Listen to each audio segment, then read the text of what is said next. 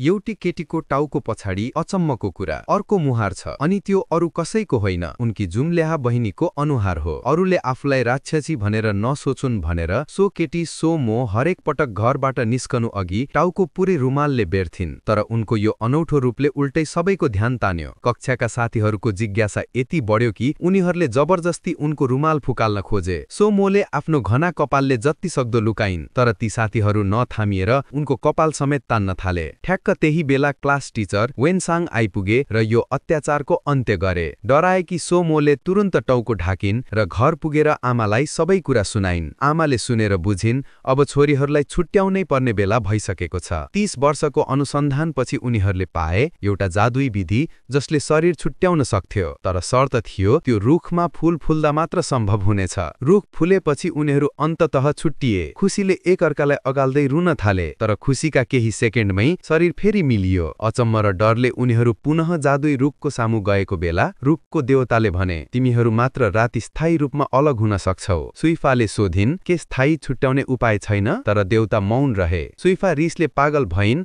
आमाले समयमै रोकिन्। अर्को साँझ दुवै फेरि छुट्टिए। सुइफाले आफ्नो मनपर्ने केटा सोसाईलाई प्रस्ताव गरिन्। 2 वर्षको सम्बन्धपछि दुवैले प्रेम स्वीकार गरे। तर एक दिन सुइफा बाहिर हुँदा सोसाई र सोमो आकस्मिक भेटिए। सोसाईले झरेको गुलाफ उठाए। त्यो दृश्य सुइफाले देखिन् र सम्झिन् उसले मेरो प्रेमी खोस्यो। रुघोटुघो झगडा भयो, तर पछि सोसाईले सबै स्पष्ट पारे र दुवै बहिनी फेरि मिले। अन्ततः उनीहरूले स्थायी रूपमा छुट्याउने उपाय भेटे र दुवैजनाले आफ्नो जीवन खुसीपूर्वक बिताए। हाम्रो हरेक नयाँ भिडियो सबैभन्दा पहिले हेर्नका लागि सब्स्क्राइब र बेल आइकन थिच्न नबिर्सनुहोस्।